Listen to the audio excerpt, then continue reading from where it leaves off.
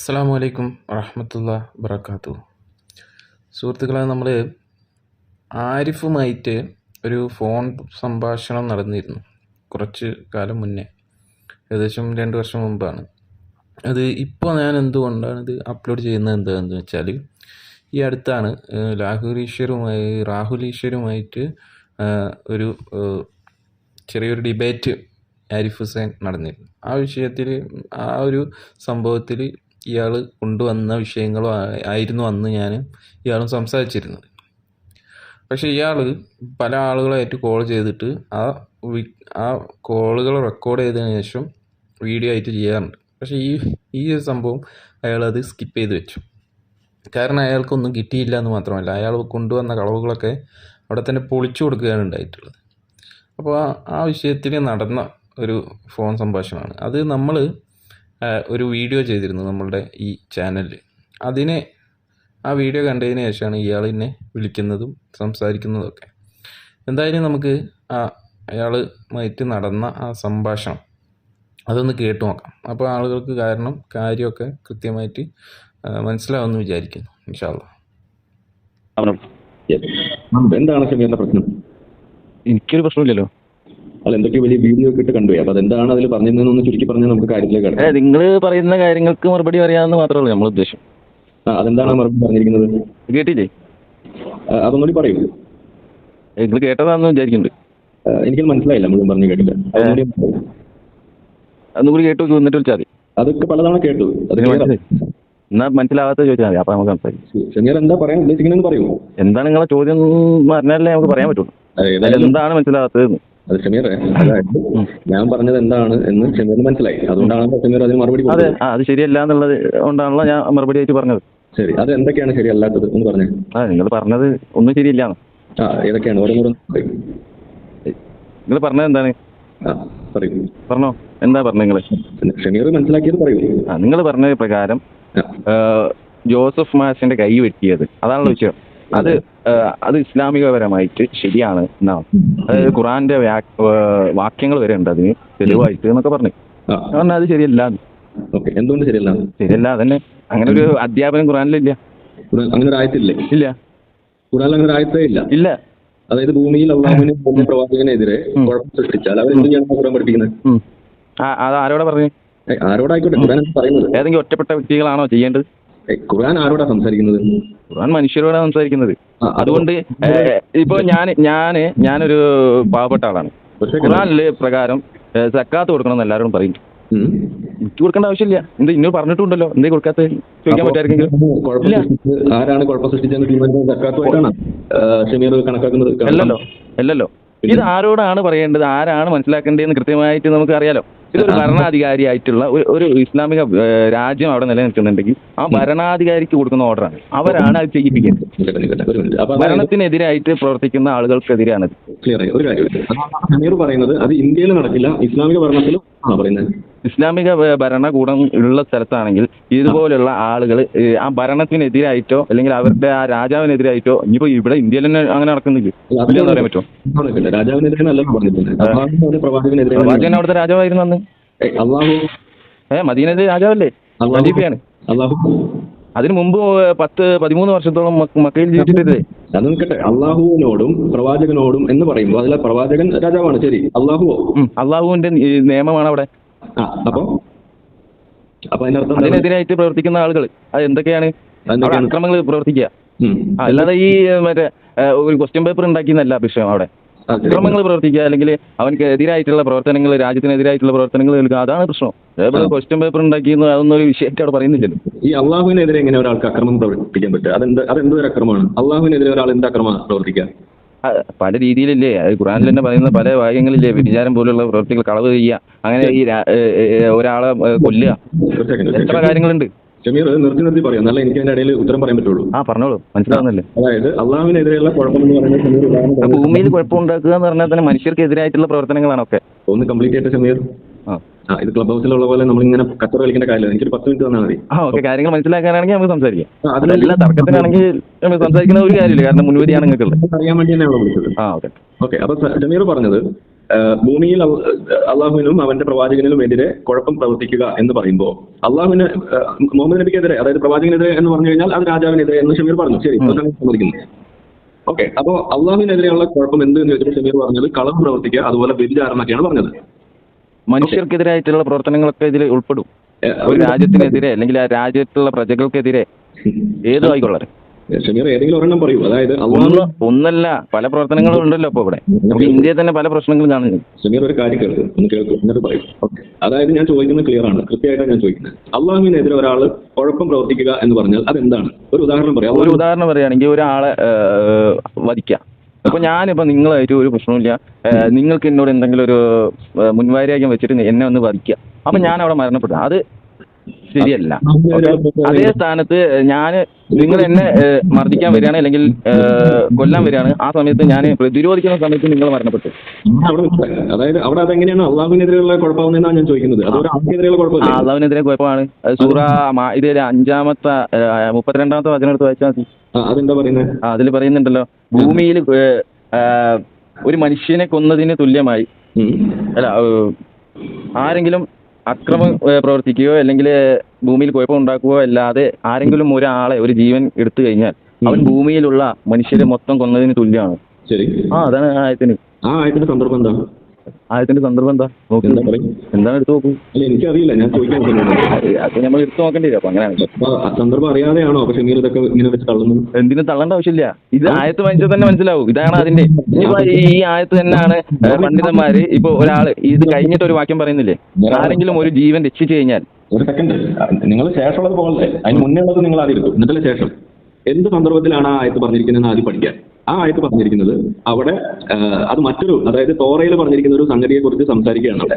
Okay, Israel സന്തതികൾക്ക് നാം അത് എന്തിന്റെ സന്ദർഭത്തിലാണ് പറഞ്ഞു കൊടുക്കുന്നത്? ഇസ്രായേൽ സന്തതികളോട് പറഞ്ഞു കൊടുത്ത ഉപദേശം, അത് ഏത് സന്ദർഭത്തിലുള്ള ഉപദേശമാണ്? അത് എല്ലാ മനുഷ്യർക്കുള്ള ഉപദേശമാണെന്ന്. ഇത് കേൾക്കൂ ഷമീർ, ഞാൻ പറഞ്ഞുതരാം. ഷമീർ അത് അറിയാത്തതുകൊണ്ടാണ്. അതെങ്ങനെ എനിക്കറിയാത്തത്? എല്ലാ മനുഷ്യർക്കുള്ള ഒരു ഉപദേശം തന്നെയാണത്. ഷമീർ കേൾക്കൂ. ഷമീറോട് ഞാൻ ആദ്യം ചോദിച്ചു സന്ദർഭം അറിയുന്നു, ഷമീർ അറിയില്ല എന്ന് പറഞ്ഞു. ഞാനിപ്പോ സന്ദർഭം പറഞ്ഞുതരാം, ഷമീർ അത് കേൾക്കാം. അതിന് സബബില്ല, നിങ്ങൾ കേൾക്കുക. ഓക്കെ, അതായത് അവിടെ ഒരാളെ കൊല്ലുന്നതിന് വേണ്ടി പ്രേരിപ്പിക്കാൻ വേണ്ടിയിട്ട് ഉദാഹരണമായിട്ട് തോറയിലെ സന്ദർഭം എടുത്ത് പ്രയോഗിക്കുകയാണ് ചെയ്യുന്നത്. അവരെ കൊല്ലാൻ വേണ്ടിയുള്ള പ്രേരണയാണ് കൊടുക്കുന്നത്. അതായത് നിങ്ങൾ ഒരാളെ കൊന്നാൽ ഒരു സമുദായത്തെ മുഴുവൻ കൊന്നതിന് തുല്യമെന്നും, ഒരാളെ രക്ഷിച്ചാൽ ഒരു സമുദായത്തെ മുഴുവൻ രക്ഷിച്ചതിന് തുല്യമെന്നും പറഞ്ഞു കൊടുത്തുകൊണ്ട് ഒരാളെ കൊല്ലാനുള്ള പ്രേരണയാണ് അവിടെ പഠിത്തം കൊടുക്കുന്നത്. അതെങ്ങനെ സന്ദർഭത്തിൽ നിന്ന് ഇതേപോലെ അടർത്തിയിട്ട് ഇങ്ങനെ സ്വന്തം കാര്യത്തിന് വേണ്ടി വളച്ചൊടിക്കാൻ കുറച്ചൊക്കെ ഒരു ഉളുപ്പ് വേണ്ടേ? ഇത്രക്ക് പച്ചക്ക് മാറ്റി പറയാനേ നിങ്ങളെ കഴിച്ചിട്ട് വേറെ ഏകത്തിൽ ഇങ്ങനെ പച്ചക്ക് പറയില്ല. ഒക്കെ നിങ്ങൾക്ക് പോയിട്ട് വെരിഫൈ ചെയ്യാം. എന്നിട്ട് നുണയാണെങ്കിൽ പറയാം, നമ്മൾ തിരുത്താം. മാപ്പ് പറയാൻ നമ്മൾ തയ്യാറാണ്. എനിക്കിത് ഇനി പോയിട്ട് വെരിഫൈ ചെയ്യാനൊന്നും വയ്യാഞ്ഞിട്ടാണ്, സമയമല്ല. അപ്പൊ നിങ്ങൾ ഏതായാലും ഇതൊക്കെ വെരിഫൈ ചെയ്ത് തരുന്നുണ്ട്. നമ്മൾ ഇനി എടുത്ത് വീഴ്ചയുള്ളൂ, ബാക്കി നിങ്ങളെ പാടായി. നുണയൊക്കെ നമ്മൾ ഇനി ചറപറ പറഞ്ഞുകൊണ്ടിരിക്കാൻ പോവാണ്. ഒരു വെരിഫിക്കേഷൻ നമ്മൾ നടത്താൻ പോകുന്നില്ല. ഒരാൾ ഞാൻ നുണയനാണ് എന്ന് സ്വയം തീരുമാനിക്കുകയും നുണ പറയുകയും ചെയ്യുന്ന അവസ്ഥ എത്ര പരിതാപകരം നനച്ചു നോക്കും. ആയത്ത് നമ്പർ ഞാൻ പറഞ്ഞുതരാണെങ്കിൽ എന്താ പറയാ, ആയത്ത് നമ്പർ എത്ര പറയൂ? അത് കയ്യിലല്ലേ, കയ്യിലെടുത്ത് നിങ്ങൾ പറയും. നിങ്ങളിപ്പോ പറഞ്ഞോളൂ ആയത്ത് നമ്പർ എത്രയാണ് അതിന്റെ. ഞാൻ ഇപ്പൊ പറഞ്ഞത് നമ്മൾ എക്സ് മുസ്ലിംസ് ആണ്, നമ്മളിതൊന്നും പഠിക്കാതെ. നിങ്ങളിപ്പോ പറയാ എങ്ങനെയാ പറയാ? അതാണ് നിങ്ങൾ എങ്ങനെ ഉറപ്പിച്ച് പറയാ? അപ്പൊ ഷമീറാണ് തീർക്കേണ്ടത്, ഞാനല്ല. അതാ പറഞ്ഞത്. അപ്പൊ നിങ്ങൾ പറഞ്ഞത് അത് അങ്ങനെയല്ല എന്നൊക്കെ പറഞ്ഞിട്ടാണ് നിങ്ങൾ പറഞ്ഞത്. ഞാൻ പറഞ്ഞ ആ ആയത്ത് നമ്പർ ഞാൻ ഷമീർ ഇതേപോലെ തള്ളി മറിക്കുമ്പോൾ ഒരു ചെറിയ ഒരു ഉളുപ്പൊക്കെ വേണ്ട ഷമീർ. വേണ്ട, എനിക്ക് ഉളുപ്പ് വേണമെന്ന് ഞാൻ കൃത്യമായിട്ട് നമ്പർ റെഫറൻസ് അടക്കാണ് പറയാറ്. നിങ്ങളിപ്പോ എന്തോ എവിടുന്നോ ഏറെന്നാണ് എടുത്ത് പറഞ്ഞത്. നമ്പർ പറഞ്ഞുതരാം. ഇതാ ഷമീറിന് സത്യം പറഞ്ഞു കഴിഞ്ഞാൽ ഈ ഖുർആനിലുള്ള ആയത്ത് ഷമീർ കണ്ടിട്ടില്ല. ഞാൻ കാണാതെ ഞാനതാ ചോദിച്ചത്. ഞാൻ കണ്ടില്ല നോക്കെ. നിങ്ങൾ പറ ആ ആയത്ത് നമ്പർ എത്ര വേണം ഇതുപോലെയുള്ള വിമർശനങ്ങൾ നടത്താൻ. ഓക്കെ, ആ ആയത്ത് നമ്പർ നിങ്ങൾ പറഞ്ഞാല് ഒരാൾ ഇത് ചെയ്യുന്ന സമയത്ത് ഞാൻ ആയത്ത് നമ്പർ അടക്കം ആദ്യം പറഞ്ഞു നിങ്ങളോട്. പറഞ്ഞപ്പോ വരെ നിങ്ങൾക്ക് ഓർമ്മയില്ല. ഓക്കെ, അപ്പൊ പറയുന്നത് ഇത്രയേ ഉള്ളൂ. നിങ്ങൾ ജോസ്മാരുടെ കൈവെട്ടിയ ആയത്ത് അതിന്റെ സന്ദർഭം പറഞ്ഞു ഇവിടെ കിടന്ന് മെഴുകിയിട്ടൊന്നും കാര്യമില്ല. അതെവിടെ പറഞ്ഞ റെഫറൻസ് എവിടെ? ഞാൻ ചോദിച്ചു അതെവിടെ? അത് വെട്ടിയ ആളുകൾക്ക് ബോധ്യമുണ്ട്. അതാ പറഞ്ഞത്. അങ്ങനെ വരുന്ന ന്യൂനപക്ഷം വരുന്ന ചില കരിങ്കാലികളായ ആളുകളുണ്ട്. അവരെ എടുത്തിട്ട് നിങ്ങളെ ഗുഡ് മുസ്ലിം ആയിട്ട് പുറത്തേക്ക് കാണിക്കുക. അതാണ് നിങ്ങൾ ചെയ്യുന്നത്. ഒരു കാര്യം ഞാൻ ചോദിക്കുകയാണ്. ഷമീർ പറയുന്നത് ഒരു ഇസ്ലാമിക രാജ്യത്ത് മാത്രമേ നടത്താവൂ. ഇന്ത്യ ഇസ്ലാമിക രാജ്യമായാൽ ആ നിയമം ഇവിടെ നടപ്പിലാക്കൂ? ഇല്ലല്ലോ. ഈ നിയമം ഇതിപ്പോ ഞാൻ പറഞ്ഞല്ലോ, ഒരു ഒരു പരീക്ഷ പേപ്പറിൽ ക്വസ്റ്റ്യൻ പേപ്പറൊക്കെ എഴുതിയിട്ട് അതിനൊന്നും ഒരു വിഷയമാക്കി എടുക്കുന്നു എനിക്ക് തോന്നുന്നില്ല. കാര്യം വിടൂ. ഞാൻ ചോദിക്കുന്നത് ഇന്ത്യ ഇസ്ലാമിക രാജ്യമായാൽ ഈ പറഞ്ഞ നിയമം ഇന്ത്യയിൽ നടപ്പിലാക്കുമോ ഇല്ലേ? ഇന്ത്യ ഇസ്ലാമിക രാജ്യമായി കഴിഞ്ഞാൽ ഇസ്ലാമിന്റെ നിയമമായിരിക്കും അവിടെ ഉണ്ടാവുക. അപ്പൊ ഈ നിയമം നടപ്പിലാക്കും എന്നല്ല പറഞ്ഞു? ഏത് നിയമം? ഈ പറഞ്ഞ കൈവെട്ടുന്ന നിയമം. ഏത് കൈവെട്ടണം? എന്തിനാ കൈവെട്ടണേ? കട്ടവനാണ് കൈവെട്ടുക. കട്ടിട്ടുണ്ടെങ്കിൽ അവന്റെ കൈ വെട്ടും. വെട്ടുമോ ഇല്ലേ? എങ്ങനെ അങ്ങനെ കൈവെട്ടേണ്ട ഒരു അവസ്ഥ വന്നാൽ കൈവെട്ടുമോ ഇല്ലേ? ഞാൻ പറഞ്ഞല്ലോ, കളവ് നടത്തിയവന്റെ കൈ വെട്ടാനാണ് ഇസ്ലാം പറഞ്ഞിട്ടുള്ളത്. ചോദിക്കുകയാണ്, അള്ളാഹുവിനെ അവരുടെ പ്രവാചകനെതിരെ പ്രവർത്തിക്കുന്ന ഒരു പ്രവൃത്തി ഇവിടെ ആരെങ്കിലും നടത്തി എന്ന് തിരിച്ചപ്പെട്ടാൽ അള്ളാഹുവിനെതിരെ എന്നുള്ളത് ഈ നിയമങ്ങളാണ്, നിയമങ്ങൾ ലംഘിക്കുക എന്നുള്ളതാണ്. വന്നാൽ കൈവെട്ടുമോ ഇല്ലേ? കൈ വെട്ടണ കേസ് ഞാൻ പറഞ്ഞല്ലോ നിങ്ങളോട്, അത് കട്ടതാണ്, മോഷ്ടിച്ചവന്റെയാണ് കൈ വെട്ട. ഈ വിഷയത്തിൽ നമുക്കൊരു AI ചാറ്റ് ബോട്ടിനോട് ചോദിച്ചു നോക്കാം. ജെമിനിയോട് തന്നെ ചോദിക്കാം, എന്താണ് അവർ മറുപടി പറയുന്നത് എന്ന് എല്ലാവരും കേൾക്കൂ.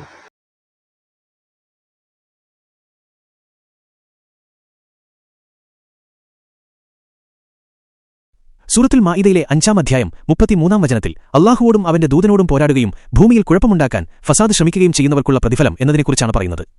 ഈ ആയത്തിൽ പരാമർശിക്കുന്ന അള്ളാഹുവിനെതിരെയുള്ള പ്രവർത്തനങ്ങൾ എന്നതുകൊണ്ട് ഉദ്ദേശിക്കുന്നത് പ്രധാനമായും താഴെ പറയുന്നവ ഉൾപ്പെടുന്ന ഭൂമിയിലെ കുഴപ്പമുണ്ടാക്കൽ, ഫസാദ് ഫിൽ അർളാണ്.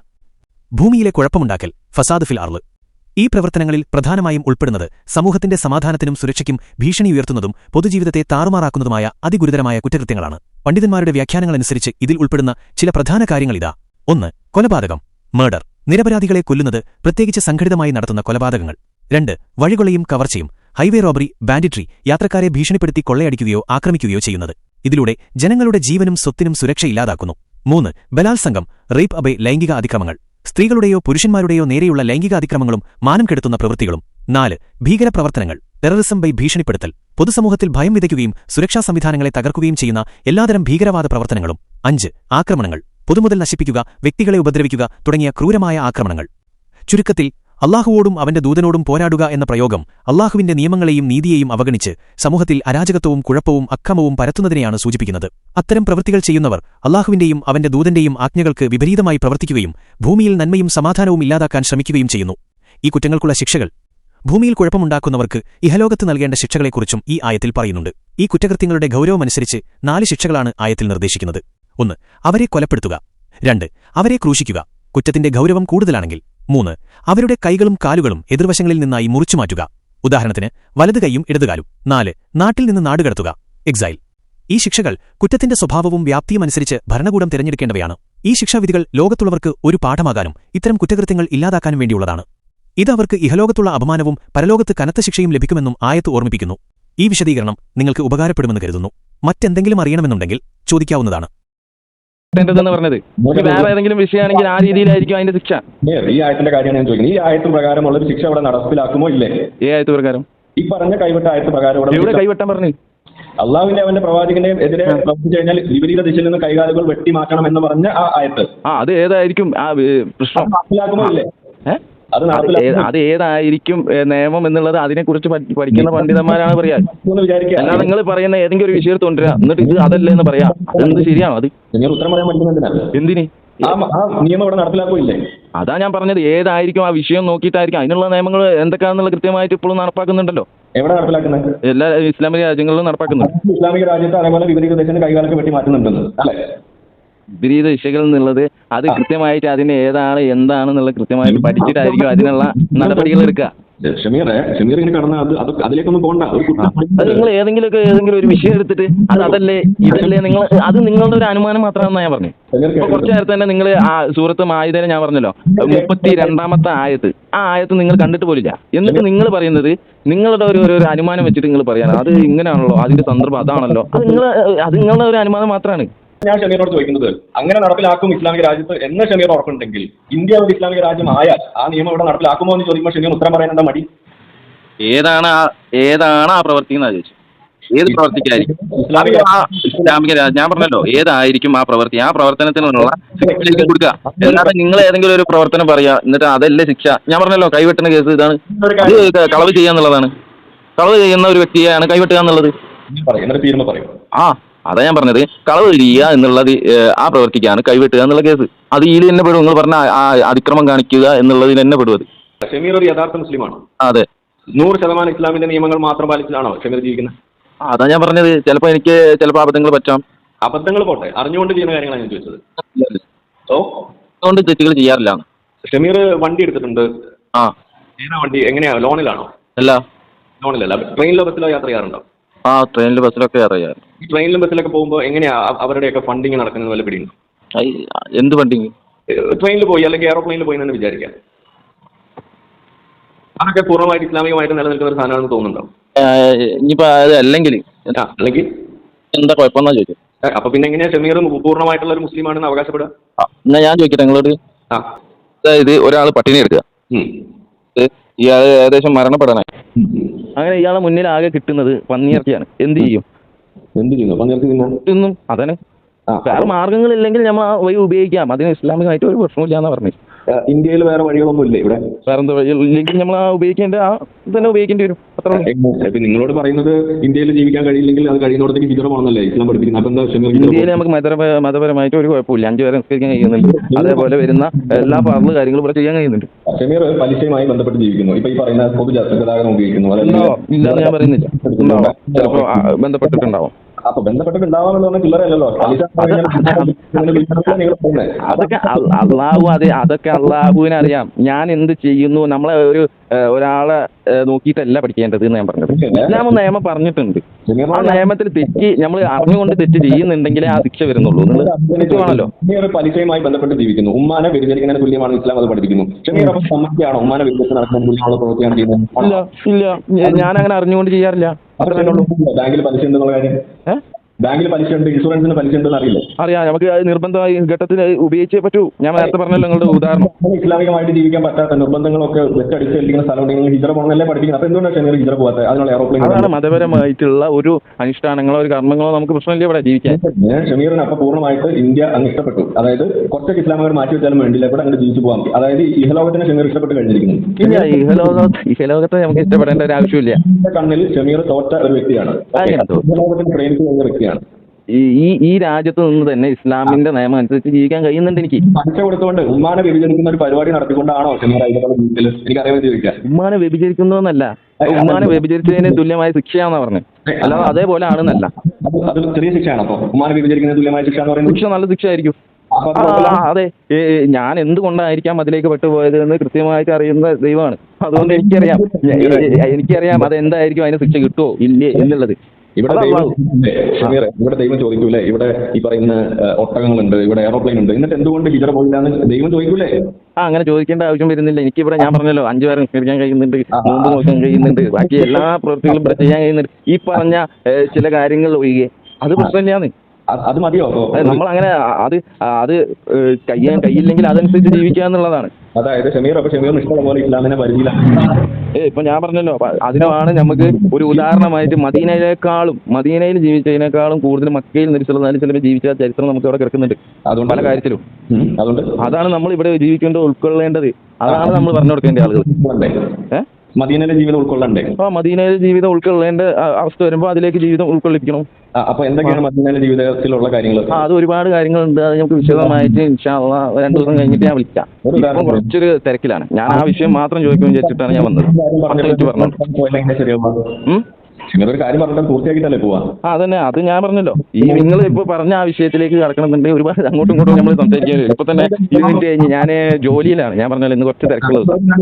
ഒരു 2 മിനിറ്റ് കൂടി ഷമീർ ഒന്ന് ഉത്തരം പറയാം. ഓക്കെ, അതായത് ഷമീർ പറഞ്ഞു ഇസ്ലാമിക നിയമപ്രകാരം അത് നടപ്പിലാക്കുമെന്ന് പറയുന്നത്. ഇന്ത്യയിൽ ആ പറയുന്ന നിയമം നടപ്പിലാക്കുമെന്ന് ചോദിക്കുമ്പോൾ ഷമീർ ഉത്തരം പറയുന്നില്ല. ഇന്ത്യയിൽ ഞാൻ പറഞ്ഞല്ലോ, ഇന്ത്യയിൽ അങ്ങനെ ഒരു നിയമം വരേണ്ട ആവശ്യമില്ല. നിങ്ങൾ ഏത് നിയമത്തെ കുറിച്ചാണ് ചോദിക്കുന്നത് ഞാൻ ചോദിച്ചു. ഏതാണ് ആ കുറ്റകൃത്യം എന്ന് ഞാൻ ചോദിച്ചു. ആ പറയുന്ന ഏതാണ് ആ കുറ്റകൃത്യം, അതാണ് ഞാൻ ചോദിക്കുന്നത്. പിന്നാണ് ശിക്ഷ. കുറ്റകൃത്യത്തിന് ശേഷമാണ് ശിക്ഷ വരാം. ഞാൻ അതാ ചോദിച്ചത്. മോശമാണെങ്കിൽ കൈവെട്ടണം. ഇനി അടുത്ത ചോദ്യം പറഞ്ഞിട്ട് ഇനി കൊലപാതകമാണോ അയാളെ കൊല്ലണം. ഷമീർ അവിടെ നിൽക്കട്ടെ. ഈ കട്ടവന്റെ കൈ കൂട്ടുന്ന കാര്യമല്ല നമ്മളിവിടെ സംസാരിക്കുന്നത്. ഞാൻ ചോദിക്കുന്നത് ഏതാണ് അള്ളാഹുവിനെതിരെ ഒരാൾ എങ്ങനെയാ പ്രവർത്തിക്കുക ഒന്ന് പറയൂ ഷമീർ. അതിപ്പോഴും പറഞ്ഞില്ല ഷമീർ. എങ്ങനെ അള്ളാഹുവിനെതിരെ ഒരാൾ എങ്ങനെയാ? അള്ളാഹുവിന്റെ നിയമങ്ങൾക്കെതിരെയുള്ള പ്രവർത്തനമാണ്. അള്ളാഹു കുറെ നിയമങ്ങൾ പറഞ്ഞിട്ടില്ലേ? ആ നിയമങ്ങൾക്ക് എതിരെയുള്ള പ്രവർത്തനങ്ങളാണ്. ഇത് അറിയില്ല എന്നുണ്ടെങ്കിൽ നിങ്ങൾ മുസ്ലിം എന്ന് പറയേണ്ട ആവശ്യമില്ല. വേറെ എന്തെങ്കിലും മുസ്ലിം പറയേണ്ടി വരും. ഷമീർ ഒരു ഉദാഹരണം പറയൂ. അള്ളാഹുവിനെതിരെ പ്രവർത്തിക്കുന്ന ഒരു ഉദാഹരണം പറയൂ. ഞാൻ പറഞ്ഞല്ലോ നിങ്ങളോട് കളവ് ചെയ്താൽ കയ്യിൽ നിന്നും വലതും കാലിനും വെട്ടും. എതിർ ദിശകളിൽ നിന്ന് വെട്ടുക എന്ന് പറഞ്ഞാൽ ഏതെങ്കിലും ഒരു പ്രവർത്തനത്തിനായിരിക്കും. ഈ കളവിനാണെങ്കിൽ ആ കൈ മാത്രമാണ് വെട്ടാൻ പറഞ്ഞത്. ഷമീറിനോട് ഞാൻ ചോദിക്കുന്നത് അങ്ങനെ ഒരു കുറ്റകൃത്യം തെളിഞ്ഞു എന്ന് വിചാരിക്കാം.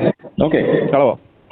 ഒരു ഈ പറയുന്ന ആയത്തിനനുസരിച്ചിട്ടുള്ള ഒരു കുറ്റകൃത്യം ഇവിടെ നടന്നു, അത് തെളിഞ്ഞു. അങ്ങനെ വരുമ്പോൾ അവിടെ അടുത്ത് നടപ്പിലാക്കാനുള്ള ശിക്ഷയാണ്. ആ ശിക്ഷ എന്ന് പറയുന്നത് അവന്റെ ഇടത്തെ കൈയും വലത്തെ കാലും വെട്ടുക എന്നുള്ളതാണ്. ഇടത്തെ കാലും വെട്ടാന്ന് ആരാ പറഞ്ഞു? അതാണ് എന്ന് പറയുന്നു ഷമീർ. കേൾക്കുക, ശരിയായ നിയമപ്രകാരം അതാണ് നിയമം. അങ്ങനെ വരുമ്പോൾ അത് ഇസ്ലാമിക രാജ്യത്ത് നടപ്പിലാക്കുമോ ഇല്ലേ?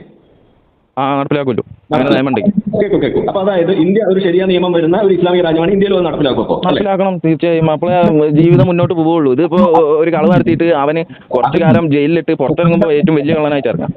നമുക്ക് വേണ്ട. അപ്പൊ ഞാൻ പറഞ്ഞു വന്നത് ഇത് തന്നെയാണ് ഇസ്ലാമിനെ വിമർശിക്കാനുള്ള നമ്മളെ കാര്യം. ഇത്രയും ഞാനും അതിൽ പറഞ്ഞിട്ടുള്ളൂ. ഓക്കെ, അതായത് ഇതുപോലെയുള്ള നിയമങ്ങളാണ് ഖുർആനിൽ ഉൾപ്പെടുത്തിയിരിക്കുന്നത്. ഇതൊക്കെ ഒളിപ്പിച്ച് വെച്ചിട്ടാണ് ഇസ്ലാം സമാധാനമാണെന്ന് പറഞ്ഞ് നടക്കുന്നത്. ഇനി അല്ല, കളവ് നടത്തുന്നവരെ നമ്മൾ പോയിട്ട് ഉമ്മക്കുക, നല്ല പരിപാടിയാണ്.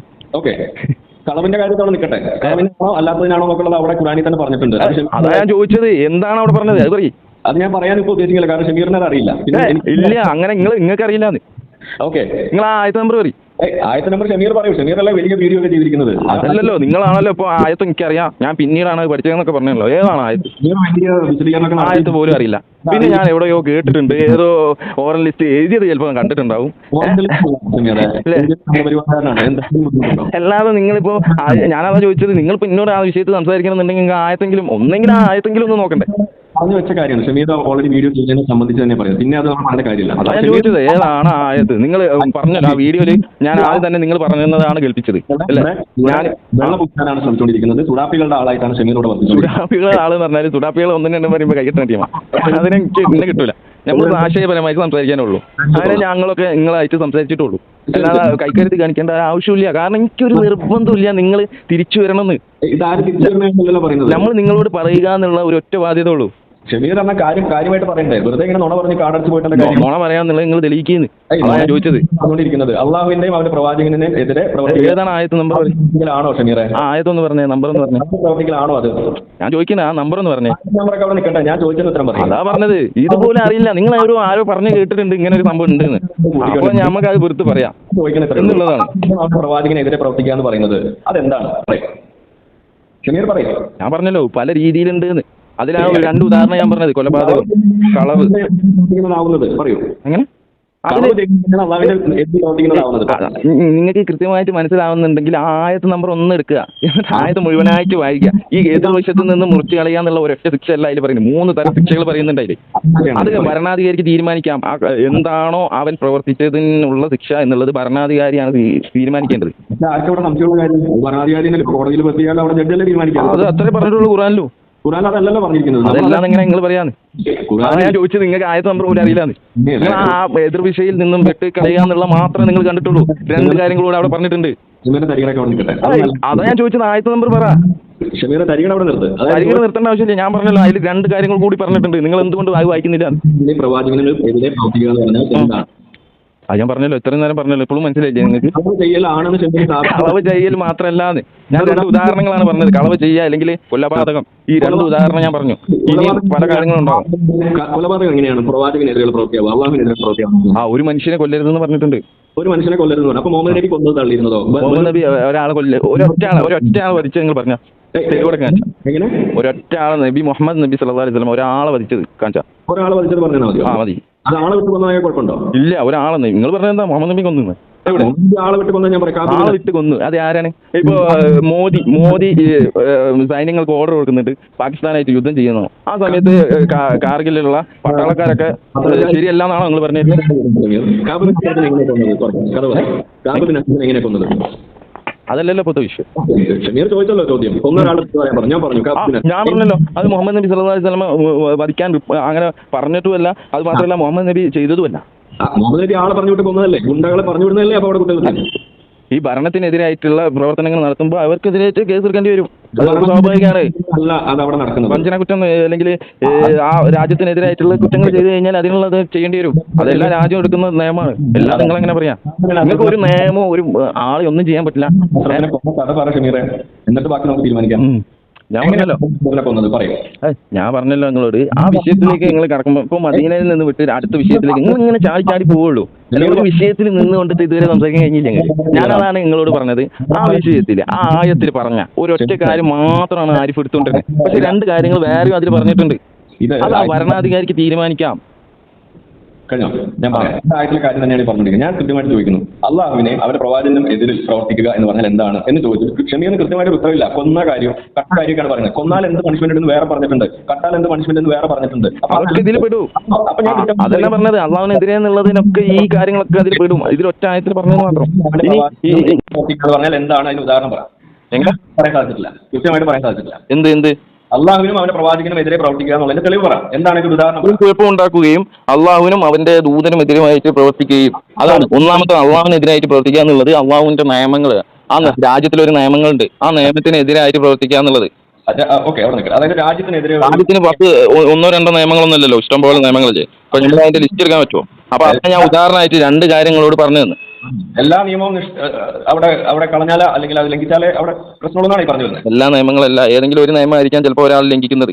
ആ നിയമത്തിന് അതിനനുസരിച്ചായിരിക്കും ആൾക്ക് ശിക്ഷ കിട്ടുക. അപ്പൊ ഞാൻ എന്തായിരിക്കും എന്നുള്ളത് നമ്മൾ അത് നടക്കുമ്പോഴല്ലേ അറിയുള്ളൂ എന്താണെന്നുള്ളത്. ഓക്കെ, ശരി, സമ്മതിച്ചു. ഷമീറിനോട് ഞാൻ ചോദിക്കുന്നത്, ഈ നിയമം ഇന്ന് പ്രാബല്യത്തിലുണ്ടോ?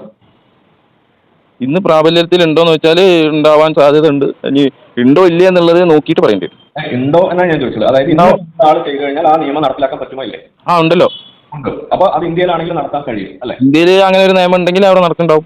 അതായത് ഇന്ത്യ ഒരു ഇസ്ലാമിക രാജ്യമാണെങ്കിൽ ഇതിവിടെ നടക്കും. നടക്കും. അപ്പൊ ഇന്ത്യ ഇസ്ലാമിക രാജ്യമാക്കാതെ നോക്കേണ്ട ബാധ്യത നമുക്കുണ്ട് അല്ലെ? എന്താ അപ്പൊ കള്ളന്മാരും കൊലപാതകളൊക്കെ കൂടിക്കോട്ടെ എന്നാണ് നിങ്ങളുടെ അഭിപ്രായം? കൊലപാതകളുടെ കാര്യമല്ലല്ലോ പറഞ്ഞു, പ്രവാചകനെതിരെയും ഈ പറയുന്ന അള്ളാഹിനെതിരെയും അല്ലേ പറഞ്ഞിരിക്കുന്നത്? അതന്നെ, അതാണ് ആ നിയമങ്ങള്. അതാണല്ലോ ഞാൻ പറഞ്ഞത്.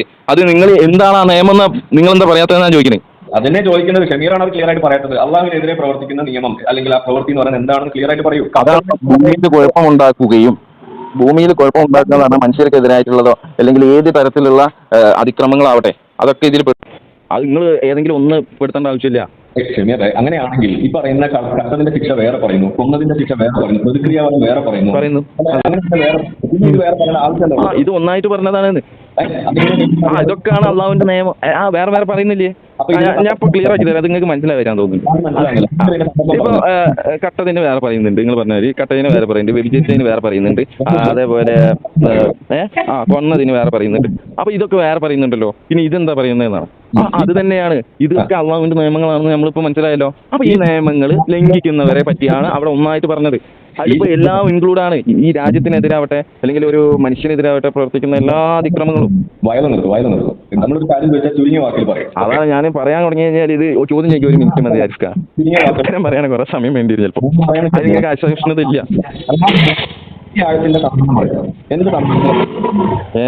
ഇത് ആയത്ത് എന്ത് സന്ദർഭത്തിലാണ് വന്നിരിക്കുന്നത് പറയും? ഏത് ആയത്ത് നമ്പർ പറയും? ഇപ്പൊ നമ്മൾ സംസാരിച്ചുകൊണ്ടിരിക്കുന്ന ആയത്ത്. അതാണല്ലോ നിങ്ങൾ പറഞ്ഞത്. അതാണ് ഞാൻ ചോദിക്കുന്നത് നിങ്ങളോട് കുറെ നേരമായിട്ട്. നിങ്ങൾ എന്ത് അറിഞ്ഞിട്ടാണ് ആയത്ത് നമ്പർ പറയും? സന്ദർഭം അറിയാതെയും ആയത്ത് അറിയാതെയാണോ ഷമീർ?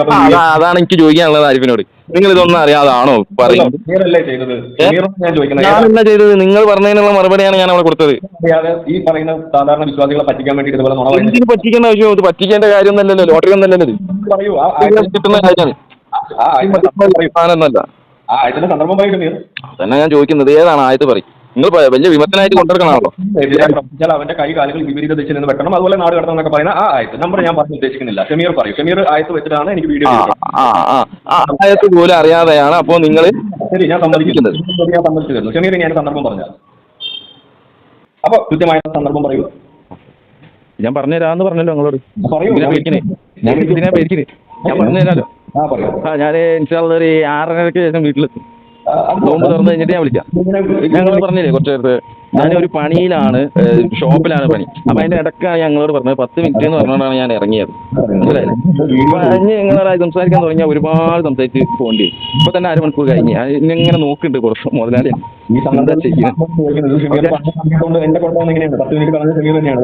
അല്ലല്ല, ഞാൻ പറയില്ല എന്നല്ലല്ലോ പറയാന്നാ പറഞ്ഞത്. ഞാനിപ്പോ കുറച്ച് തിരക്കിലാണ്. ഞങ്ങളോട് നിങ്ങളെ ഞാൻ വിളിക്കാം. ഞാനുള്ള എല്ലാ കാര്യങ്ങളും നിങ്ങൾക്ക് പറഞ്ഞുതരാം. ഷമീർ ആദ്യം ചെയ്യേണ്ടത് ഇതുപോലെ വീഡിയോ എന്നൊക്കെ പറഞ്ഞ് ഇറങ്ങുമ്പോൾ ആദ്യം സന്ദർഭം കാര്യങ്ങൾ ഞാൻ ആ വീഡിയോയിൽ കൃത്യമായിട്ട് പറഞ്ഞിട്ടുണ്ടാവും. പറഞ്ഞു തരാന്ന് ഞാൻ പറഞ്ഞല്ലോ. ഞാൻ പറഞ്ഞുതരാന്ന് പറഞ്ഞു കൃത്യമായിട്ട് എന്നെ പറഞ്ഞുതരാം. ഇപ്പൊ കുറച്ച് ഞാനിപ്പോ 1-2 മിനിറ്റ് അല്ലല്ലോ നമ്മൾ സംസാരിച്ചു. 1/2 മണിക്കൂർ കഴിഞ്ഞില്ലേ? അപ്പൊ ഞാൻ നിങ്ങളെ വിളിക്കാം. പേടിക്കണ്ട, ഞാൻ നിങ്ങളെ വിളിക്കാം. ഇതൊന്നും അറിയാതെ ഞാൻ മഗ്‌രിബിന് ശേഷം നിങ്ങൾ വിളിക്കുന്നത് ഫ്രീ ആണല്ലോ. ഇനി കൂടുതൽ പറയാൻ വേണ്ടി വിളിക്കണമെന്നില്ല. ഷമീർ ഇതൊക്കെ ഇനി ചെയ്യുമ്പോൾ ശ്രദ്ധിച്ചാൽ മതി. ഇതൊക്കെ അറിഞ്ഞു ഇതുപോലെ അതാ പറഞ്ഞത്. ഞാൻ നിങ്ങളോട് പറയാനുള്ളത് തന്നെയാണ് നിങ്ങൾ ചെയ്യുന്നത്. അങ്ങനെ അവസാനം അദ്ദേഹം കട്ട് ചെയ്ത് പോവുകയാണ് ഉണ്ടായിട്ടുള്ളത്. എന്തായാലും എനിക്കും സമയമില്ലായിരുന്നു, കാരണം ഞാൻ ഷോപ്പിലായിരുന്നു. ഞാനൊരു സൂപ്പർ മാർക്കറ്റിൽ വർക്ക് ചെയ്യുന്നതാണ്. പിറ്റേന്ന്, അതായത് ഈ പെരുന്നാളുടെ പിറ്റേന്നോ അതിൻ്റെ പിറ്റേന്നോ മറ്റാണ്. പെരുന്നാൾ തലേന്നാണ്, പിറ്റേന്നല്ല, തലേ ദിവസം ആണെന്ന് തോന്നുന്നുണ്ട് എൻ്റെ ഓർമ്മയിൽ. അങ്ങനെ ഒരു 2-3 പ്രാവശ്യം രാവിലെ വിളിക്കുകയും ആ സമയത്തൊക്കെ ഞാൻ ബിസിയാണെന്ന് പറയുകയും പിന്നീട് വൈകുന്നേരം ഞാൻ ഒഴിവുള്ള സമയത്ത് ഞാൻ പിന്നീട് അയാൾ വിളിച്ചപ്പം സംസാരിക്കാനുണ്ടായത്. അപ്പോഴും ഞാൻ കുറച്ച് ബിസിയാണ്, എന്നാലും വേണ്ടിയില്ല എന്ന് കരുതി ഒരു 10 മിനിറ്റിൻ്റെ സമയം ചോദിച്ചിട്ടാണ് ഞാൻ ഇയാളായിട്ട് സംസാരിക്കുന്നത്. ആ സമയത്ത് എൻ്റെ കയ്യിൽ തഫ്സീറും കാര്യങ്ങളൊന്നും എൻ്റെ കയ്യിലില്ല. അത് മുതലെടുത്തിട്ടാണ് അദ്ദേഹം പിന്നെയും അതന്നെ ചോദിച്ചുകൊണ്ടിരിക്കുന്നത്. അപ്പോൾ ഞാൻ പറഞ്ഞു ഒരു 6:30 ശേഷം ഞാൻ വിളിക്കാം, അതിനൊന്നും ഇദ്ദേഹത്തിന് ക്ഷമയില്ല എന്നുള്ളതാണ്. അപ്പം എന്തായാലും നമുക്ക് ആ ആയത്ത് ഒന്ന് വായിക്കാം. അതായത് സൂറത്ത് മാഇദയിൽ 33-ാമത്തെ വചനം, അള്ളാഹുവോടും അവൻ്റെ ദൂതനോടും പോരാടുകയും ഭൂമിയിൽ കുഴപ്പമുണ്ടാക്കാൻ ശ്രമിക്കുകയും ചെയ്യുന്നവരുടെ പ്രതിഫലം അവർ കൊന്നൊടുക്കപ്പെടുകയോ ക്രൂശിക്കപ്പെടുകയോ അവരുടെ കൈകാലുകൾ എതിർവശങ്ങളിൽ നിന്നായി മുറിച്ചു കളയപ്പെടുകയോ നാടുകടത്തപ്പെടുകയോ ചെയ്യുക മാത്രമാകുന്നു. അതവർക്ക് ഇഹലോകത്തുള്ള അപമാനമാകുന്നു, പരലോകത്ത് അവർക്ക് കനത്ത ശിക്ഷയും ഉണ്ടായിരിക്കും. ഇതാണ് ആയത്ത്. ഇനി ഈ ആയത്തിൻ്റെ സന്ദർഭം പറയാം, എന്നിട്ട് ഈ ആയത്ത് ഏത് രീതിയിലാണ് നമ്മൾ അപ്ലൈ ചെയ്യേണ്ടത് എന്ന് അമാനി തഫ്സീറിൽ പറഞ്ഞ കാര്യവും ഞാനിവിടെ പറയാം. അപ്പം ഈ ആയത്ത് ഇറങ്ങിയ ഒരു സന്ദർഭമുണ്ട്. അതായത് മദീന കാലഘട്ടത്തിൽ നബി സല്ലല്ലാഹു അലൈഹി വസല്ലമയുടെ അടുത്ത് ഒരു 3-4 ആളുകൾ ക്രിസ്ത്യൻ ആണെന്ന് തോന്നുന്നു, അവർ മതപരിവർത്തനം നടത്തി, അതായത് ഇസ്ലാമിലേക്ക് വന്നു എന്ന് പറഞ്ഞുകൊണ്ട് അവർ നബിയുടെ അടുത്ത് വരികയും അങ്ങനെ നബി അവർക്ക് വേണ്ട പല കാര്യങ്ങളും ചെയ്തു കൊടുക്കുകയും അതേപോലെ തന്നെ അവർക്ക് ഒരു സഹായത്തിനായിട്ട് ഒരാളെ ഏർപ്പെടുത്തി കൊടുക്കുകയും അവർക്കൊരു ഒട്ടകത്തെ പാല് കുടിക്കാൻ വേണ്ടിയിട്ട് അവർക്കൊരു ഒട്ടകത്തെ കൊടുക്കുകയും ഒരു ടെൻറ്റ് കെട്ടാനുള്ള കുറച്ച് ദൂരത്ത് ഒരു ടെൻറ്റ് കെട്ടാനുള്ള സൗകര്യമൊക്കെ ചെയ്തു കൊടുത്തു. അങ്ങനെ ഇവർ ഈ ഒട്ടകവും ഈ ആളെയായിട്ട് അങ്ങനെ പോയി. അങ്ങനെ ഇവരെന്ത് ചെയ്തതെന്ന് വെച്ചാൽ ഈ ആളെ ഇവരെ കൂടെ പറഞ്ഞയച്ച ആളെ വധിക്കുകയും കണ്ണ് ചൂന്നെടുക്കുകയും അതേപോലെ തന്നെ ഈ ഒട്ടകത്തെ ശരിപ്പെടുത്തിയിട്ട് അതിനെയും ഭക്ഷണമായിട്ട് ഉപയോഗിക്കുകയൊക്കെ ചെയ്തതിന് ശേഷം അവർ നാട് വിടുകയാണ് ചെയ്യുന്നത്. ഇതറിഞ്ഞ സമയത്താണ് ഈ ആയത്ത് ഇറങ്ങുന്നത്. ഇത് നമുക്ക് അസ്ബാബ് നുസൂലിൽ വഹദിയുടെ തഫ്സീറിൽ നോക്കിയാൽ ഈ വിഷയം കാണാം. അതേപോലെ തന്നെ ഈ വിഷയവുമായിട്ട് ബന്ധപ്പെട്ട ഹദീസുകളിലും ഈ വിഷയം കാണാൻ കഴിയും. അതാണ് ഈ ആയത്ത് ഇറങ്ങാനുള്ള കാരണം. അങ്ങനെ നബി സല്ലല്ലാഹു അലൈഹി വസല്ലമ അലി റളിയല്ലാഹു അൻഹുവിനെ ഈ വിഷയവുമായിട്ട് ബന്ധപ്പെട്ടിട്ട് ഏൽപ്പിക്കുകയാണ്. അത് എന്താണ്, അദ്ദേഹം ഒരു സൈനികനാണ് ആ നാട്ടിൽ. അപ്പോൾ നമുക്കിപ്പം ഈ നമ്മുടെ നാട്ടിലെ പോലീസോ അല്ലെങ്കിൽ മിലിറ്ററി എന്ത് വേണമെങ്കിലും പറയാം.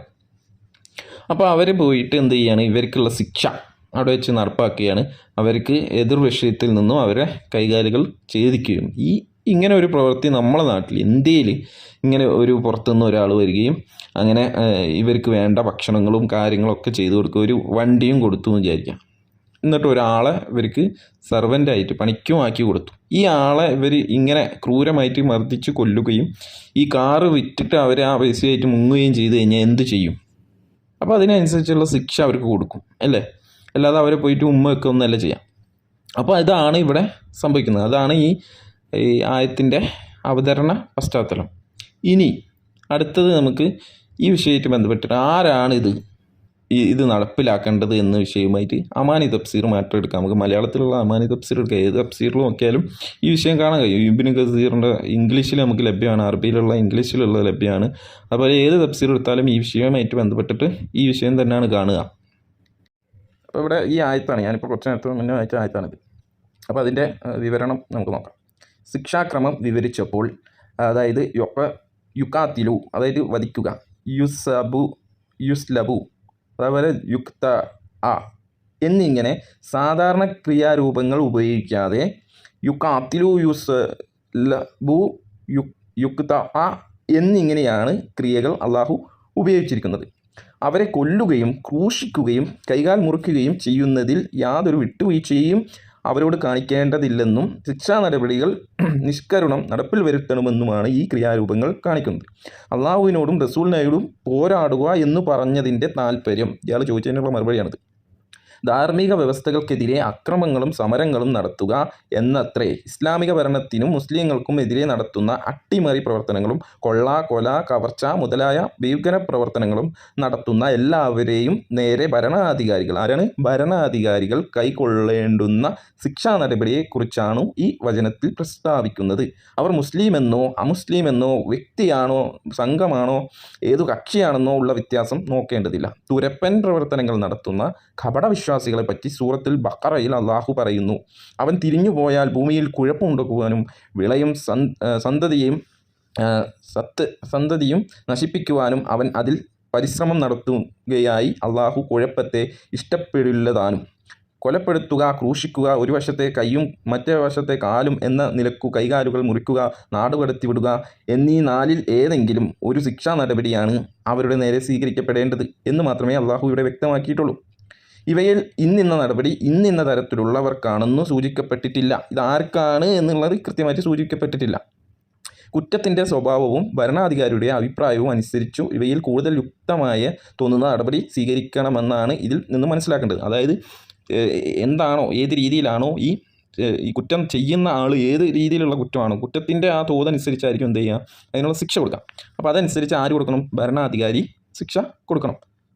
ഇനി ഇത് സംബന്ധിച്ച് ഇബ്നു കസീർ റഹ്മത്തുള്ളാഹി അദ്ദേഹത്തിൻ്റെ തഫ്സീറിൽ ചെയ്ത പ്രസ്താവനയുടെ ചുരുക്കം ഇപ്രകാരമാകുന്നു. ഈ ആയത്തിനെക്കുറിച്ച് ഇബ്നു അബ്ബാസ് റളിയല്ലാഹു അൻഹുവിൽ നിന്ന് ഉദ്ധരിച്ചുകൊണ്ട് അബുൽ തലാഹ് പറയുന്നു, മുസ്ലിം സമൂഹത്തിൽ ആരെങ്കിലും വന്ന് ആയുധമേന്തുകയും വഴിപോക്കരെ ഭയപ്പെടുത്തുകയും ചെയ്യുന്നതായാൽ മുസ്ലിങ്ങളുടെ ഭരണനേതാവിനു, പ്രത്യേകം മനസ്സിലാക്കേണ്ടത്, ഭരണനേതാവിനും അവരെ പിടികൂടുന്ന പക്ഷം അഭിപ്രായ സ്വാതന്ത്ര്യം ഉണ്ടായിരിക്കും. വേണമെങ്കിൽ അവരെ കൊലപ്പെടുത്താം, വേണമെങ്കിൽ ക്രൂശിക്കാം, വേണമെങ്കിൽ കയ്യും കാലും മുറിക്കാം. ഇപ്രകാരം തന്നെയാണ് സഅദ് ബിനുൽ മുസായിബ്, മുജാഹിദ്, അത്തായിബ്, ഹസനുൽ ബസ്രി, ഇബ്രാഹിം നഖ്ഈ, ദഹാഖ് റഹ്മത്തുള്ളാഹി എന്നിവരും പറഞ്ഞിരിക്കുന്നത്. അവരിൽ നിന്നുള്ള റിവായത്തുകളെല്ലാം ഇബ്നു ജരീർ ഉദ്ധരിച്ചിട്ടുമുണ്ട്. ഇമാം മലിക് റഹ്മത്തുള്ളാഹിയിൽ നിന്നും അദ്ദേഹം അതുപോലെ ഉദ്ധരിക്കുന്നു. ഈ വചനത്തിലുള്ളതുപോലെ അല്ലെങ്കിൽ എന്ന അവ്യം ചേർത്തു പറഞ്ഞിട്ടുള്ള സൂറത്ത് 5:98, അതേപോലെ 2:196, 5:92 മുതലായ ആയത്തുകൾ പ്രസ്താവിക്കപ്പെട്ട കാര്യങ്ങൾ ഇഷ്ടം പോലെ ചെയ്യുവാൻ സ്വാതന്ത്ര്യമുണ്ടല്ലോ. അപ്പോൾ അതേ അവ്യയം ഉപയോഗിച്ചു പറഞ്ഞ കാര്യങ്ങളിലും ഇഷ്ടപോലെ തിരഞ്ഞെടുക്കുവാൻ സ്വാതന്ത്ര്യമുണ്ടായിരിക്കണം എന്നുള്ളതാണ്. ഈ അഭിപ്രായത്തിനുള്ള പിൻബലം ഭൂരിപക്ഷ പണ്ഡിതന്മാരുടെയും അടുക്കൽ ഈ ശിക്ഷാ നടപടികൾ ഓരോന്നിനും ഓരോ അവസരങ്ങളിൽ സ്വീകരിക്കപ്പെടേണ്ടതാണ് എന്നത്രേ. അതായത് ആളുകളെ കൊല്ലുകയും ധനം പിടിച്ചെടുക്കുകയും ചെയ്തിട്ടുള്ളവരെ കൊല്ലുകയും ക്രൂശിക്കുകയും വേണം. ധനം പിടിച്ചെടുത്തിട്ടില്ലെങ്കിൽ കുരിശിൽ കയറ്റേണ്ടതില്ല. ധനം എടുത്തു കൊല ചെയ്തിട്ടില്ല എങ്കിൽ കൈകാലുകൾ മുറിക്കണം. വഴിപോക്കരെ ഭീതിപ്പെടുത്തി ധനം എടുത്തിട്ടില്ല എങ്കിൽ നാടുകടത്തണം എന്നൊക്കെ മേൽ പ്രസ്താവിച്ച ചില മഹാന്മാരിൽ നിന്നും മുൻഗാമികളായ വേറെ പലരിൽ നിന്നും ഇങ്ങനെ റിവായത്തുകൾ വന്നിട്ടുണ്ട്. കുരിശിലിടുന്നതു ജീവനോടെ ആകാമോ, അതല്ല മൃതദേഹം ജനങ്ങൾ കാണത്തക്ക വിധം കുരിശിൽ തൂക്കിയാൽ മതിയോ എന്നതിലും ഭിന്നാഭിപ്രായമുണ്ട്. അപ്പോൾ ഇതൊക്കെയാണ് ഈ വിഷയത്തിൽ, കൂടുതലേക്ക് പോകുന്നില്ല. അപ്പോൾ കാര്യങ്ങൾ വ്യക്തമായെന്ന് വിചാരിക്കുന്നു. അപ്പോൾ കാര്യങ്ങൾ ഇതൊക്കെ തന്നെയാണ് ഉള്ളത്. ഇപ്പോൾ ഇയാളെ പോലെയുള്ള ആളുകൾ വെച്ചിടത്തോളം ഇങ്ങനെ ഭൂമിയിൽ കുഴപ്പമുണ്ടാക്കുക എന്നുള്ളതാണ്, ഭൂമിയിലെ ആളുകൾക്കിടയിൽ ഫിത്തന ഉണ്ടാക്കുക എന്നുള്ളതാണ് ഇയാളെ സംബന്ധിച്ചിടത്തോളം നടത്തുന്നത്. അപ്പോൾ നമ്മൾ ആദ്യം പറഞ്ഞിട്ടുണ്ട്, അയാളോട് ഞാൻ ആദ്യം തന്നെ ചോദിച്ചത്, ആദ്യം തന്നെ സൂറത്ത് മാഇദയിൽ 32-ാമത്തെ വചനത്തിൽ, അതായത് ഇസ്രായേൽ സന്തതിയായിട്ട് ബന്ധപ്പെട്ട അവരുടെ ആദം സന്തതിയിൽപ്പെട്ട 2 ആളുകൾ തമ്മിൽ നടന്ന സംഭവത്തിൽ ഒരാളെ വധിക്കുകയുണ്ടായി. ആ സമയത്താണ് ആ പറഞ്ഞ ആ ആയത്തുമായിട്ട് ബന്ധപ്പെട്ടിട്ട് ഖുർആനിൽ വന്നിട്ടുള്ളത്. ആ സമയത്തല്ല, ആ ഒരു സംഭവത്തെ മുൻനിർത്തിയിട്ടാണ് ഖുർആനിലെ ആയത്ത് പറയുന്നത്. അപ്പോൾ ഭൂമിയിൽ കുഴപ്പമുണ്ടാക്കുകയോ മറ്റൊരാളെ കൊല്ലുകയോ ചെയ്യാതെ ഒരാളെ അകാരണമായിട്ട് ആരെങ്കിലും കൊന്നാൽ എന്താണ്, മനുഷ്യരെ മൊത്തം കൊന്നതിന് തുല്യമാണ് എന്ന് പറഞ്ഞ ആയത്തുമായിട്ട് ബന്ധപ്പെട്ടിട്ടാണ്. അപ്പോൾ ഞാൻ ആ ആയത്ത് നമ്പർ അടക്കം പറഞ്ഞിട്ടാണ്. പിന്നീട് അയാളോട് ഞാൻ ആദ്യം ആ നമ്പർ ചോദിച്ചിട്ട് അയാൾക്കറിയില്ല. അപ്പോൾ ഈ വിഷയമായിട്ട് ബന്ധപ്പെട്ട് നമ്മളൊരു വീഡിയോ ചെയ്തതിന് ശേഷമാണ് ഇയാൾ എന്നെ കോൾ ചെയ്യുന്നത്. പിന്നെ അയാൾ നമുക്ക് ഈ വീഡിയോ കോൾ അല്ല, ഈ കോള് കേട്ട ആളുകൾക്ക് മനസ്സിലാവും ഇയാൾ വേറെ വിഷയത്തിലേക്ക് ഇങ്ങനെ ചാടി പോവുകയാണ് ചെയ്യുന്നത്. ഒരു വിഷയത്തിൽ സ്റ്റിക്ക് ഓൺ ചെയ്തിട്ട് സംസാരിക്കാതെ, സംബന്ധിച്ചിടത്തോളം നമ്മൾ ആ സമയത്ത് തഫ്സീറൊന്നും കയ്യിലില്ല. അതുകൊണ്ടാണ് ഞാൻ പിന്നീട് വിളിക്കാമെന്നൊക്കെ പറഞ്ഞത്. എന്നാലൊന്നും അയാൾക്ക് സമ്മതിക്കാനില്ല. അപ്പോൾ അയാൾക്ക് അറിയാം എൻ്റെ കയ്യിൽ അപ്പോൾ ഇല്ല. അപ്പോൾ എങ്ങനെയെങ്കിലും ഒന്ന് കൊടുക്കണം, എന്നിട്ട് ഇതൊന്ന് വീഡിയോ ആക്കി ചെയ്യണം എന്ന് വിചാരിച്ചിട്ടാണ് ചെയ്തത്. പക്ഷെ അയാൾക്ക് ആകെ പെട്ടു. ഇയാൾ കളവായിട്ട് വന്ന് അയാൾ പിടിച്ചു, അയാൾ ആകെ പെട്ട്. പിന്നെ അയാൾ ഇന്നായിട്ട് വിളിച്ചിട്ടില്ല. അതാണ് ഈ വിഷയത്തിൽ നമുക്ക് ചുരുക്കി പറയാനുള്ളത്. പിന്നീടുള്ള കാര്യങ്ങളൊക്കെ നമ്മൾ ഫോൺ കോളിൽ തന്നെ അയാൾക്ക് അപ്പം തന്നെ മറുപടി കൊടുത്തിട്ടുണ്ട്. അപ്പോൾ ഈ വിഷയത്തിൽ ഇത്രയേ ഉള്ളൂ. ഇൻഷാ അല്ലാഹ് ഇത് ഞാനിപ്പോൾ ചെയ്യാൻ കാരണം, രാഹുൽ ഈശ്വറുമായിട്ട് ബന്ധപ്പെട്ടിട്ടൊരു ചർച്ച നടന്നപ്പോൾ ഈ വിഷയമൊക്കെ അയാൾ പറയുകയുണ്ടായി. ഇതിനൊക്കെ നമ്മൾ കൃത്യമായിട്ടുള്ള മറുപടി കൊടുത്തിട്ടുണ്ട്. എന്നിട്ടും അതുമായിട്ട് എന്നെ വീണ്ടും വരും. ഇവരൊരു അപ്ഡേറ്റഡ് അല്ല എന്നുള്ള ഒരു കാര്യം കിട്ടിക്കഴിഞ്ഞാൽ അതിനെപ്പറ്റി ഒന്ന് അന്വേഷിച്ചിട്ടെങ്കിലും ഒന്ന് ഉറപ്പ് വരുത്തണ്ടേ ഞാൻ എന്താണ് പറയുന്നത് എന്നുള്ളത്. അപ്പം കൂടുതലൊന്നും ഞാൻ പറയുന്നില്ല. ബാക്കിയുള്ളവരൊക്കെ കാര്യങ്ങൾ മനസ്സിലാക്കാൻ ശ്രമിക്കുക. അല്ലാഹു സുബ്ഹാനഹു വ തആല എല്ലാവർക്കും കാര്യങ്ങൾ മനസ്സിലാക്കാനും അതനുസരിച്ച് ജീവിക്കാനും ഒക്കെ നമുക്ക് തൗഫീക്ക് നൽകട്ടെ. പിന്നീട് ഒരു ചെറിയൊരു കാര്യം കൂടി പറയാം. എൻ്റെ ഇടയ്ക്ക് അയാൾ വെളിച്ചമായിട്ട് ബന്ധപ്പെട്ടിട്ടും അതേപോലെ ഇന്ത്യയിലല്ലേ നിങ്ങൾ ജീവിക്കുന്നത് എന്നും അതുപോലെ ട്രെയിനിൽ മറ്റവരൊക്കെ സഞ്ചരിക്കുന്നില്ല എന്നൊക്കെ. നമ്മളെ സംബന്ധിച്ചിടത്തോളം ഇന്ത്യയിലല്ല ഏത് രാജ്യത്ത് നമ്മൾ ജീവിക്കുകയാണെങ്കിലും നമ്മളെ സംബന്ധിച്ചിടത്തോളം 5 നേരത്തെ നമസ്കാരം അതേപോലെയുള്ള നിർബന്ധമായ ചില കാര്യങ്ങളുണ്ട്. അതനുസരിച്ച് നമുക്ക് ജീവിക്കാൻ ഇന്ത്യയിൽ എവിടെയും നമുക്ക് ജീവിക്കാൻ കഴിയുന്നുണ്ട്. അപ്പോൾ നമ്മൾ വേറൊരു സ്ഥലത്തേക്ക് പോകേണ്ട ഒരു ആവശ്യമില്ല. നമ്മളൊക്കെ ഇവർക്ക് എന്ത് ചെയ്യണം, ഇന്ത്യയിൽ നിന്ന് എങ്ങനെയൊക്കെ പുറത്താക്കണം, എന്നിട്ട് ഇവർക്ക് ഒറ്റയ്ക്ക് ജീവിക്കാൻ കഴിയുമോ എന്ന് തോന്നുന്നുണ്ടോ? നമ്മളൊക്കെ ഉള്ളതുകൊണ്ടല്ലേ ഇന്ത്യ ആയിട്ട് തന്നെ പോകുന്നത്.